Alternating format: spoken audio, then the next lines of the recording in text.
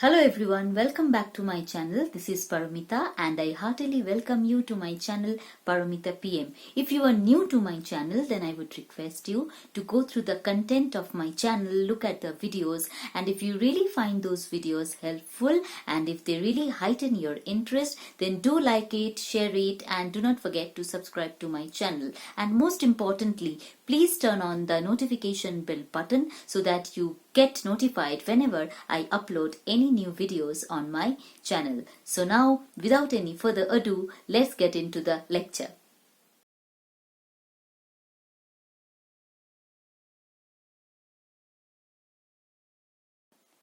In this audio lecture, we shall continue discussing the significance of chapter 4.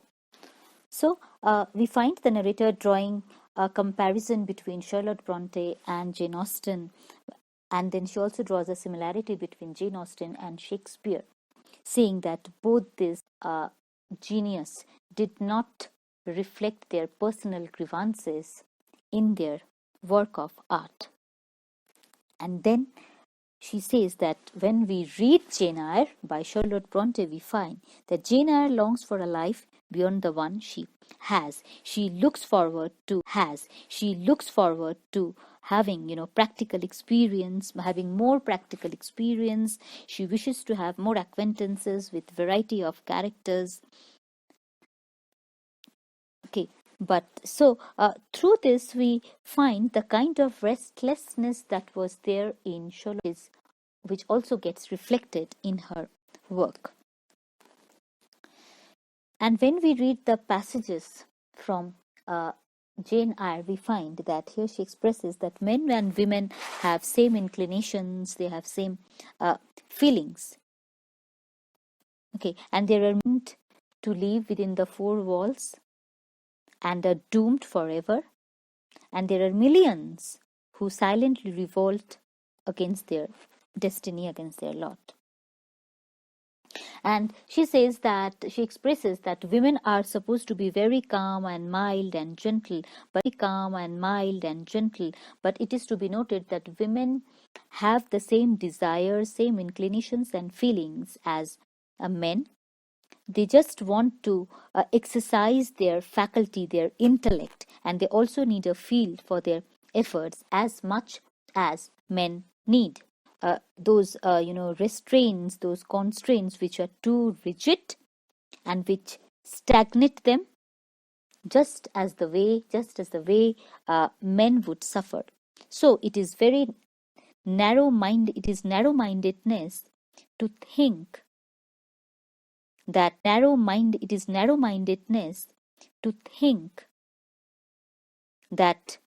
women should only confine themselves to making puddings and knitting stockings, which means that it is narrow-mindedness to think that women should only confine themselves to household works. So the narrator says that although Charlotte Bronte had more genius than Jane Austen, but the hatred that she had within her, the immense bitterness, never let her express her. When she was, supposed to write impersonally, what she did instead, she spoke forth her mind, her own mind, and not her characters. In fact, among the four novelists have benefited more from her money, experience, and travel. But she failed to do that, and it's just because she failed to have an incandescent mind. She failed to have a mind free of hatred and bitterness, which did not allow her to express her genius, her creative talent entirely. One more thing is that Charlotte Bronte was also deprived of the required experience. Why? Because here it is said that if Charlotte Bronte had, somehow possessed more knowledge of the busy world, and towns and regions full of life and more practical experience, she would have benefited more. She would have benefited more. If she had not spent her life in lonely visions, if she had been, given the opportunity to have more experience and communicate or interact with the outer world, would have benefited more. But all these were not granted to her, they were withheld. And so we as readers, we have to accept that all these good novels which were written in the early 19th century, like Villette, Emma, Wuthering Heights, Middlemarch, they were written by women figures, women writers who did not have enough experience of life. And these novels were penned down in their common sitting room, and these novels were written down by women who did not even have enough money,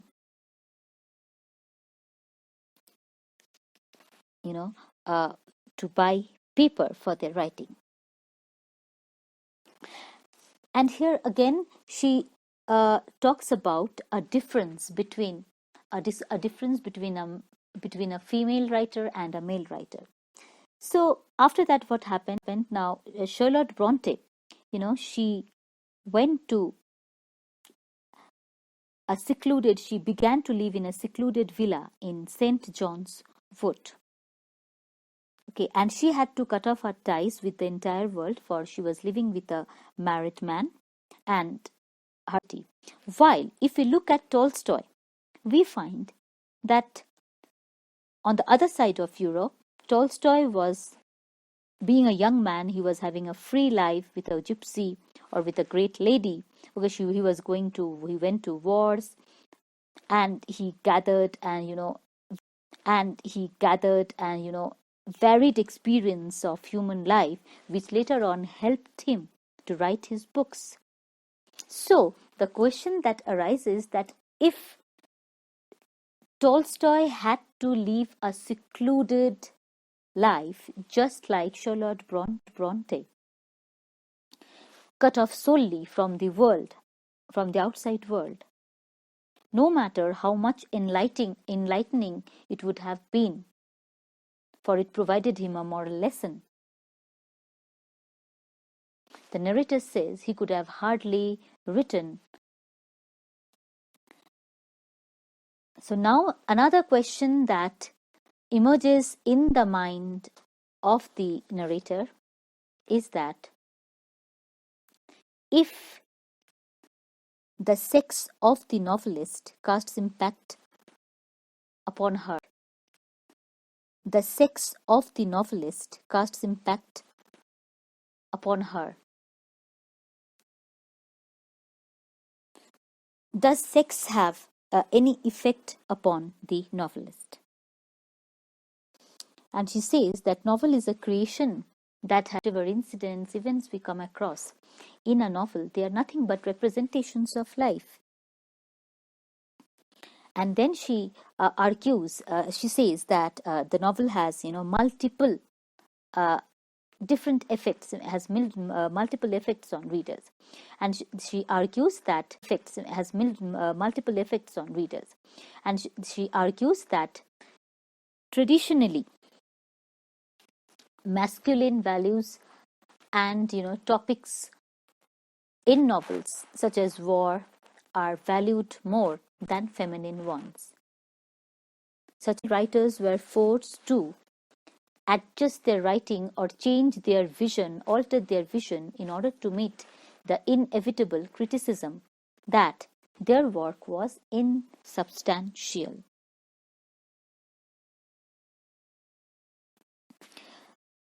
And even so, without anger, but still what they had to do, they had to sacrifice their original vision.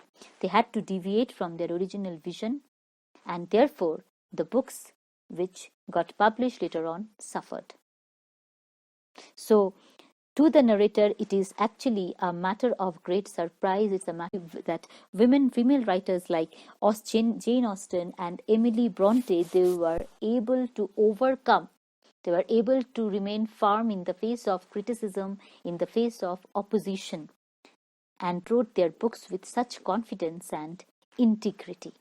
Because integrity, because integrity is something which makes a novel truthful, which makes a novel universal. So that is why the narrator questions that if the writer's gender impact or influences her integrity. And after this, she talks that women writers like Austen and Emily Bronte, they had the capacity, they had the strength, to ignore the criticism, to ignore the indifference, to ignore the criticism, to ignore the indifference, to ignore the opposition, which therefore helped them to write their books without deviating from their original vision.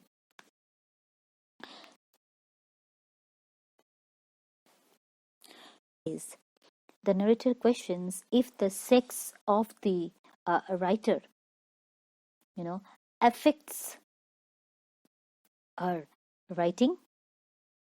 This is the question that she asks, if the writer's gender impacts her integrity, her truthfulness. Because in case of Charlotte Bronte, we found that her gender actually impacted her integrity.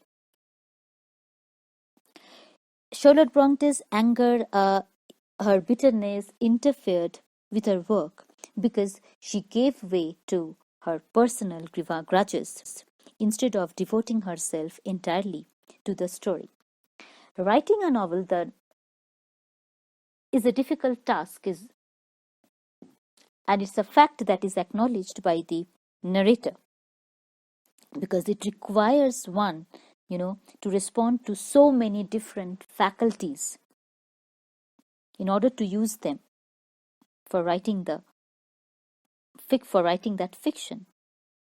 So she questions how would all these be affected by the sex of the novelist, like if in any way her sex would interfere. In case of Charlotte Bronte, we found that it affected her integrity, but in case of Emily Bronte and Jane Austen, we found that they remained steadfast in the face of opposition, in the face of criticism, and wrote using their original vision. They did not deviate. So, apart from anger, apart from bitterness, the narrator points out that there are also other things which also, deflect or the correct path, and that is ignorance. The fear has such a bad influence, it has such a huge impact on the human mind that one always has an acidity, which results from oppression, and there is always a burning anger, a suffering beneath the passion. And then what happens? It is this immense bitterness which impacts those books and makes them appear as very painful, as it is said in the text, with a spasm of pain.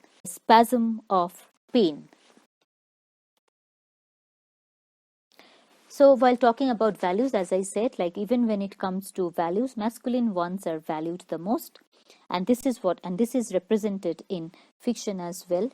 Like even with regard to subject matter, it is found that masculine ones are considered to be more important than the feminine values, like books which deal with war, which deal with war, or which deal with masculine subjects are considered to be more important than the ones which deal with feelings of women in a drawing room. They are totally regarded as insignificant. And as I said, women, they were compelled to deviate from their original vision in order to comply with the external authority, because she had to meet that criticism that her work was insubstantial. So the narrator says that in the center of it there was a flaw, but as we did she didn't suffer from this flaw, because women novelists, they had to change their vision in compliance, as I said, with the external authority. And to hold on to one's genius, it requires huge to hold on to one's original vision, it requires huge genius, huge integrity in the face of that, as I said, opposition and criticism. And Jane Austen and Emily Bronte were two female novelists who had the guts, incandescent mind, who had that huge degree of genius and integrity to hold on to their vision in a patriarchal society. So Austen and Emily Bronte, they wrote in their own way without paying any heed. To the continuous warnings or advices that came on their way, because it is believed that female novelists should only aspire to excellence by courageously acknowledging the limitations of their sex. So they have to accept that their sex is limited. They have certain constraints as a woman. So only if they acknowledge it, they would become excellent writers. Otherwise, not. So it is just a vast body of opinion.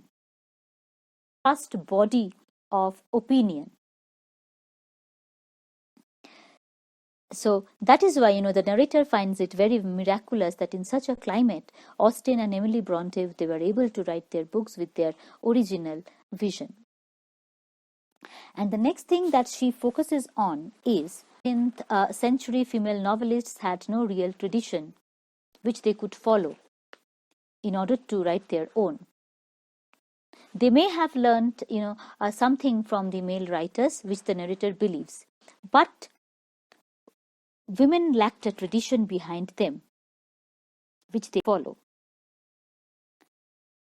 And it was also, useless. There was no point in going to the great men writers because it did not help them. And moreover, the famous male writers like Brown, Lamb, Thackeray, Newman, Sterne, they never helped a woman.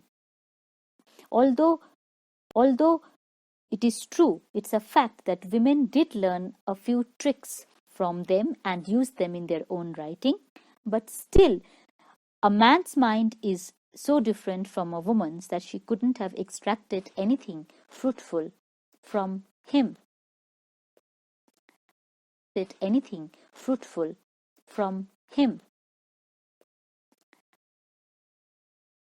So there was no, for instance, there was no quote-unquote common sentence for a woman's use, because the standard 19th century sentence used it for their own purpose.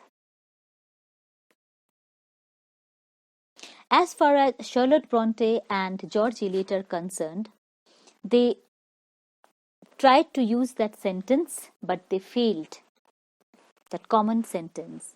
But Jane Austen came shapely sentence, because there was no common sentence, as I said, ready for women to use. So they had to come up with it was required on the part of female writers to come up with their own sentence, to come up with their own tradition. So what she came up, let's read the line. Austen looked at it and laughed at it and devised a perfectly natural, shapely sentence for her own use and never departed from it. So having seen that there was no common sentence available for women's use, Jane Austen came up with her own style, with her own shapely sentence, which suited her purpose, and she never departed from it. There were other literary forms available, but they were also shaped by men to suit their own purpose. So we know that the novel flourished during the 18th century, which was considered to be the age of prose and reason. So novel was only young as a literary genre, which could, had the opportunity to get shaped by a female writer's hands. The novel alone was young enough to be soft in her hands, and this is why another reason why women wrote novels. And since during that time, the novel was the chosen form for these women, and it was relatively new and a pliable medium. So women chose to write novels because the other literary genres, as I said, they already had their shape created by male writers to suit their own purpose. Novel was gradually becoming popular. It was a new medium, so women thought of writing novels and shape it in their own way. So here the narrator also wonders if women would be able, to come up with some new vehicle for the poetry within them. And then she stops her remarks about the future of writing to question the effect of frequent books. So she feels and she believes that women would be able to come up with their tradition only when they would be free, they would have the freedom of mind. And most importantly, she says that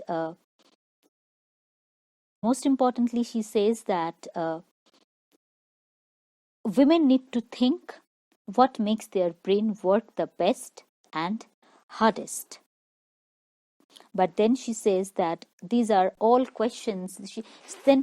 As we come to the end of this chapter, we find that several says that all these questions need discussion,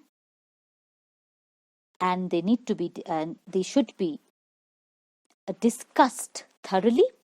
And also there are certain things that need to be discovered, like what kind of work do women need, and what kind of rest do they need, what changes are necessary for them, which would help their brain work in the best possible manner. And then she says that all this is part of the question of. So what we find in chapter 4, that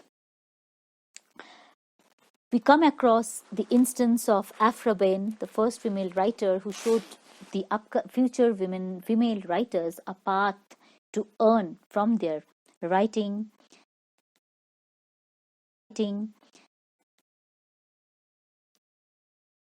And then we also find that the narrator's choice of Afrabain is absolutely correct, is absolutely right on her part, because Afrabain has given her the criteria for freedom of thought, because she wrote for money, and the narrator also thought that it was best for the money to have been inherited, because then that would bring the need for then that would eliminate the need for slavish employment.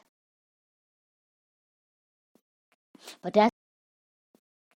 as far as Behin is concerned, she was truly independent financially, and it is her ability, her talent to work for her own livelihood after her husband's death which inspired and motivated the female writers after her.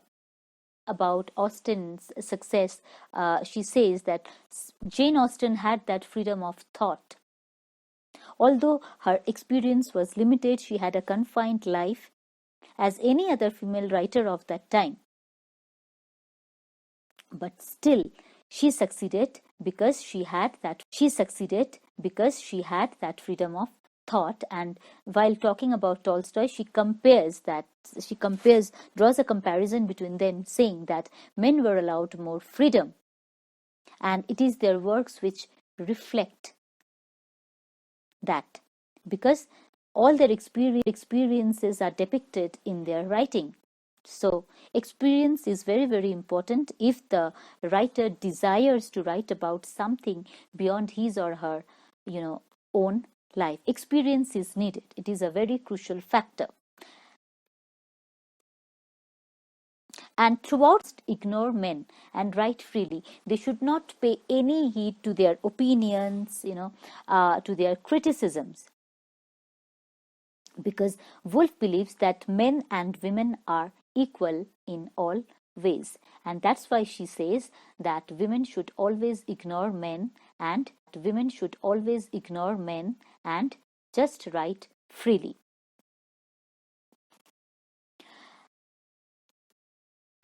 And she also believes that men and women have equal intelligence, though the kinds of intelligence they have are different.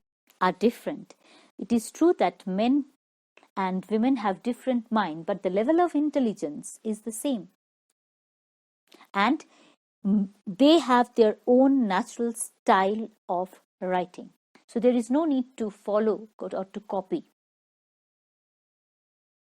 What women need to do, according to Woolf, is that women should believe that they should not only rebel against the masculine common sentence, which is of no use to them, because, as I said, they may have the same level of intelligence, but their way of thinking is different. So there is no point in following the common masculine the masculine common sentence. So female writers should ignore it, since it is of no use to them, and they should come up with their own style, by which she means that women should develop their own, because Woolf herself has done it. Now, while we know that Woolf was very famous in using the stream of consciousness technique, so when she employed the stream of conscious technique in her novels, she did not simply emulate it, perfected it in her own way. And that is why Virginia Woolf is known as one of the great English stylists, because just like Austen, she also came up with her own natural style, with her own natural way of writing. And with this, we come to the end of chapter 4